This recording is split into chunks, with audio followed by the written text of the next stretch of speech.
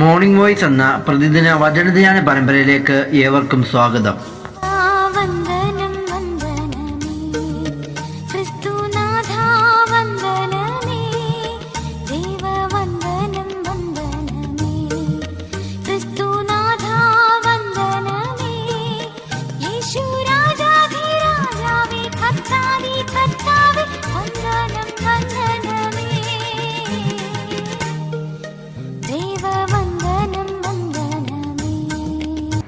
ഇന്ന് ആരാധകവുമായി ചിന്ത പങ്കുവയ്ക്കുന്നത് കർത്താവിൻ്റെ ദാസൻ KP പൊടിക്കുഞ്ഞ് പനവേലി. പ്രാർത്ഥനയോടെ ശ്രവിച്ചാലും. നമ്മുടെ കർത്താവും രക്ഷിതാവുമായ യേശുക്രിസ്തുവിൻ്റെ പരിശുദ്ധമായ തിരുനാമം വാഴ്ത്തപ്പെടുമാറാകട്ടെ. മോർണിംഗ് വോയിസ് എന്ന ഈ പ്രോഗ്രാമിൽ കൂടി ഈ ശബ്ദം ശ്രമിച്ചുകൊണ്ടിരിക്കുന്ന എല്ലാ പ്രിയപ്പെട്ടവർക്കും യേശുക്രിസ്തുവിൻ്റെ നാമത്തിൽ സ്നേഹവന്ദനം ചൊല്ലുന്നു. ആഴ്ചവട്ടത്തിൻ്റെ 1-ാം ദിവസമായി ഇന്ന് രാവിലെ സമയം നമ്മുടെ ദൈവമായ കർത്താവിനെ ആരാധിക്കുവാൻ, മഹത്വപ്പെടുത്തുവാൻ നാം കടന്നു വന്നിരിക്കുകയാണല്ലോ. നമ്മുടെ കർത്താവായ യേശുക്രിസ്തുവിൻ്റെ സ്നേഹത്തെ ഓർക്കുന്ന ഒരു വിശുദ്ധ വേദഭാഗം ഞാൻ വായിക്കുവാൻ ആഗ്രഹിക്കുന്നു. 2 ശമൂവേൽ 11-ാം അധ്യായം അതിൻ്റെ 14-ാമത്തെ വാക്യം. 2 ശമൂവേൽ 11:14. രാവിലെ ദാവീദ് യോവാബിന് ഒരു എഴുത്ത് എഴുതി ഊരിയാവിൻ്റെ കയ്യിൽ കൊടുത്തയച്ചു. വളരെ പരിചയമുള്ളൊരു വേദഭാഗമാണ് പഴയ നിയമത്തിലെ. ഊരിയാവിൻ്റെ കയ്യിലിരിക്കുന്ന കത്ത് ആണ് എൻ്റെ പ്രധാനപ്പെട്ട വിഷയം. എന്താണ് ഈ ഊരിയാവിൻ്റെ കയ്യിലെ കത്തിൻ്റെ സാരാംശം? ആ കത്തിനെക്കുറിച്ച് പറയുന്നതിന് മുമ്പ് ചില കാര്യങ്ങൾ ഞാൻ പറയുവാൻ ആഗ്രഹിക്കുകയാണ്. ഈ 10-ാം അധ്യായം 2 ശമൂവേൽ 10-ാം അധ്യായമൊക്കെ നമ്മൾ വായിക്കുമ്പോൾ ദാവീദ് ഊരിയാവിൻ്റെ ഭാര്യയായ ബത്ശേബയോട് ചെയ്തതായ തെറ്റ് നമുക്ക് കാണുവാനായിട്ട് സാധിക്കുന്നുണ്ട്. ദാവീദ് ദൈവത്തിന് വിരോധമായി ചെയ്ത പാപമാണ്. എന്നാൽ ദാവീദ് ചെയ്ത തെറ്റ് മറയ്ക്കേണ്ടതിന് വേണ്ടി ദാവീദ് ചെയ്യുന്ന ചില കാര്യങ്ങളാണ് നമ്മൾ തുറന്ന് കാണുന്നത്. ഊരിയാവ് പടയാളിയാണ്. തൻ്റെ ദാവീദിൻ്റെ പട്ടാളത്തിലെ ഒരു ഉദ്യോഗസ്ഥനാണ്. എന്നാൽ ഈ ഊരിയാവിൻ്റെ അടുത്ത് ദാവീദ് പറയുന്നുണ്ട്, അല്ലയോ ഊരിയാവേ, നീ പടക്കളത്തിലാണല്ലോ, നീ കുറേ ദിവസമായല്ലോ, നീ നിൻ്റെ ഭാര്യ അടുക്കൽ ചെല്ലണം, നീ ഭാര്യയുടെ അടുക്കൽ ചെല്ലണം, വീട്ടിലൊക്കെ പോകണം എന്നൊക്കെ പറയുന്നുണ്ട്. എന്നാൽ തൻ്റെ രാജാവിനുള്ള സ്നേഹം കൊണ്ടും തൻ്റെ രാജ്യത്തുള്ള സ്നേഹം കൊണ്ടും ഊരിയാവ് പോകാതെ പാളയത്തിൽ തന്നെ കിടക്കുക. അപ്പോൾ ദാവീദിന് മനസ്സിലായി, ഊരിയാവ് ഭവനത്തിലേക്ക് പോകുന്നില്ല, ഞാൻ ചെയ്ത തെറ്റ് അറിയപ്പെട്ടാലോ, അതുകൊണ്ട് ഊരിയാവിനെ കൊല്ലുകയല്ലാതെ വേറെ രക്ഷയില്ല എന്ന് ദാവീദ് മനസ്സിലാഗ്രഹിക്കുകയാണ്. അപ്പോൾ ഊരിയാവിനെ കൊല്ലുവാൻ വേണ്ടി ദാവീദ് എഴുതിയ ഒരു കത്താണ്. ഊരിയാവിൻ്റെ കയ്യിൽ തന്നെയാണ് ആ കത്ത് കൊടുത്തു വിടുന്നത്. ദാവീദിൻ്റെ സൈന്യത്തിലെ സേനാനായകനായിരിക്കുന്ന യോവാബിൻ്റെ കയ്യിലാണ് കത്ത് കിട്ടേണ്ടത്. അതുകൊണ്ട് ദാവീദ് ഒരു കത്ത് എഴുതിയിട്ട് ഊരിയാവിൻ്റെ കയ്യിൽ കൊടുത്തു വിടുന്നു. അത് യോവാബിൻ്റെ കയ്യിൽ കൊടുക്കണം. പ്രിയരെ, ആ കത്തിൻ്റെ സാരാംശം എന്താണെന്നറിയാമോ? നമുക്കറിയാം, ആ കത്തിൽ എഴുതിയിരിക്കുന്ന, ഈ കത്തുമായി വരുന്ന വ്യക്തിയെ പടയുടെ മുൻനിരയിൽ നിർത്തി വെട്ടുകൊണ്ടു മരിക്കത്തക്ക നിലയിൽ അവനെ ആ പടയുടെ മുൻനിരയിൽ നിർത്തണം. പ്രിയരെ, നാം താഴോട്ട് വായിക്കുമ്പോൾ ഈ ഊരിയാവിൻ്റെ കത്ത് യോവാബ് വായിച്ചു. അപ്പോൾ യോവാബിന് മനസ്സിലായി, ദാവീദ് രാജാവിൻ്റെ കത്താണ്, ഇവൻ മരിക്കത്തക്ക നിലയിൽ പടയുടെ മുൻനിരയിൽ നിർത്തണമെന്നാണ് ദാവീദ് ആഗ്രഹിക്കുന്നത്. ദാവീദ് ആഗ്രഹിച്ചതുപോലെ തന്നെ യോവാബ് പടയുടെ മുൻനിരയിൽ ഈ ഊരിയാവിനെ നിർത്തി വെട്ടുകൊണ്ട് മരിക്കുവാനിടയായിത്തീർന്നു.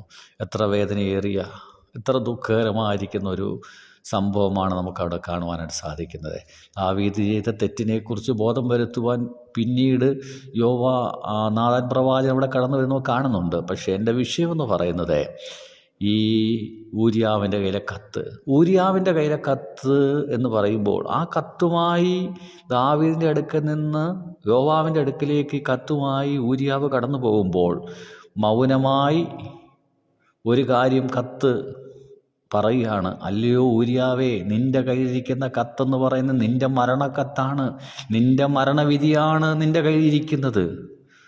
ഒരുപക്ഷെ ഊരിയാവത് ഒന്ന് വായിച്ചിരുന്നെങ്കിലോ, ഊരിയാവിന് മനസ്സിലാകും ഞാൻ മരിക്കാനുള്ള വിധിയാണല്ലോ. പക്ഷെ ഊരിയാവ് വിശ്വസ്തൻ, പാപം ഊരിയാവ് ഇതറിയുന്നില്ല. അദ്ദേഹം എന്ത് ചെയ്യുന്നു? ആ കത്തുമായി കടന്നു പോകുന്നു. എന്നെ ചിന്തിപ്പിച്ച വിഷയം, മരണവിധിയുമായിട്ട്, മരണക്കത്തുമായി, തൻ്റെ തലവിധിയുമായി ഊരിയാവ് കടന്നു പോകുകയാണ്. ഊരിയാവിൻ്റെ കയ്യിൽ തന്നെ ഊരിയാവിൻ്റെ മരണം ഇരിക്കുക. ഊരിയാവിൻ്റെ കയ്യിൽ തന്നെ ഊരിയാവിൻ്റെ മരണവിധി ഊരിയാവിൻ്റെ കയ്യിൽ ഇരിക്കുക, കത്തിൽ കൂടി. പ്രിയരെ, ഞാൻ പറയട്ടെ, ആ കത്ത് യോവാവ് വായിച്ചു. ദാവീദ് ആഗ്രഹിച്ചതുപോലെ ഊരിയാവ് കൊല്ലുവാനിടയായി. ഇന്ന് രാവിലെ സമയം എന്നെ ചിന്തിപ്പിച്ചൊരു വിഷയം എന്തെന്ന് ചോദിച്ചാൽ, ദൈവത്തെ ആരാധിക്ക് വന്നിരിക്കുന്നുള്ള ഓർക്കണം. നമ്മുടെ കയ്യിലൊരു കത്തുണ്ടായിരുന്നു. ആ കത്ത് എന്തായിരുന്നു അറിയാമോ? റോമാലേഖനം 6:23 വാക്യങ്ങൾ വായിക്കുന്നു. പാപത്തിന് ശമ്പളം മരണം, ഒരു വ്യത്യാസവും എല്ലാവരും പാപം ചെയ്ത് ദൈവ തേജസ് നഷ്ടപ്പെട്ടു. അപ്പോൾ നമ്മുടെ കയ്യിലെ കത്തിലെ സാരാംശം പാപത്തിന് ശമ്പളം മരണമാണ്. ആ മരണവിധിയുമായി നമ്മൾ പോകുക. അയ്യോ, ഞാൻ അകൃത്യത്തിൽ ഉരുവായി, പാപത്തിൽ എൻ്റെ അമ്മ എന്നെ ഗർഭം ധരിച്ചു, ഞാൻ പാപത്തിലും അതിക്രമത്തിലും ആയിരുന്നു, പാപത്തിലും അതിക്രമത്തിലും മരിച്ചവനായിരുന്നു, നിത്യ നരകത്തിന് യോഗ്യനാണ്, നാം അബദ്ധരാണ്, നാം ബലഹീനരാണ്, നാം പാവികളാണ്, എല്ലാ നിലയിലും അയോഗ്യരാണ്. അപ്പോൾ തീർച്ചയായും നമ്മുടെ കയ്യിലെ കത്തിൻ്റെ സാരാംശം എന്താണ്? നീ പാവിയാണ്, പാപത്തിന് ശിക്ഷ മരണമാണ്, നീ മരിക്കേണ്ടുന്നവനാണ്, മരിക്കേണ്ടുന്നവളാണ്. പ്രിയമുള്ളവർ, ഈ വിധിയുമായി, ഈ കത്തുമായി നമ്മൾ കടന്നു പോകുന്നവരാണ്. എന്നാൽ സ്വർഗത്തിലെ ദൈവം നമ്മുടെ കത്ത് വാങ്ങിയിട്ട് ആ കത്തിലെ വിധി സ്വത്രം വലിച്ചു കീറി നമുക്ക് വിരോധവും പ്രതികൂലവുമായിരുന്ന എല്ലാം ആ ശിക്ഷ മാറ്റിയിട്ട് യേശു കർത്താവ് നമുക്ക് വരേണ്ടുന്ന ശിക്ഷ കർത്താവ് തന്നെ എന്ത് ചെയ്തു? ആ കത്തിലെ വിധി താൻ തന്നെ ഏറ്റെടുത്തു.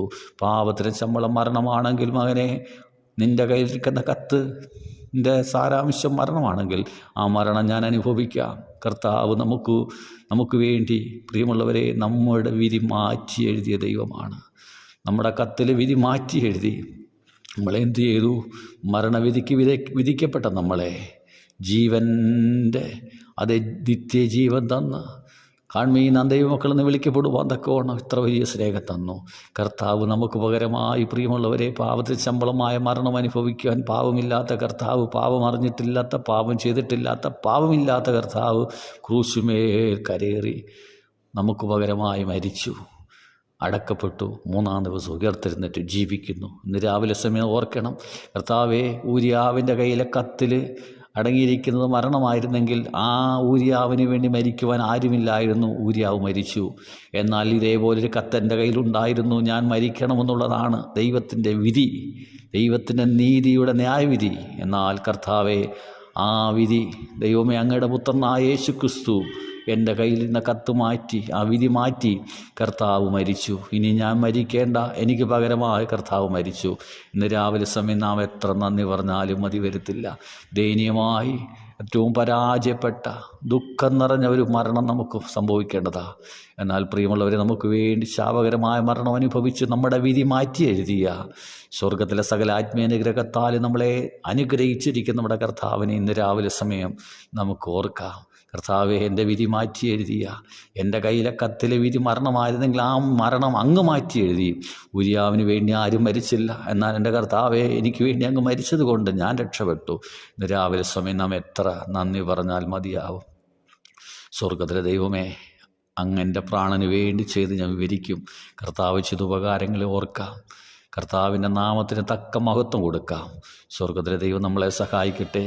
ഈ ചിന്തകളാൽ ഇന്ന് രാവിലെ സമയം നമ്മുടെ കർത്താവിനെ നമുക്ക് മഹത്വപ്പെടുത്താം, ആരാധിക്കാം. കർത്താവിൻ്റെ നാമം മാത്രം മഹത്വപ്പെടുമാറാകട്ടെ. ആമേൻ.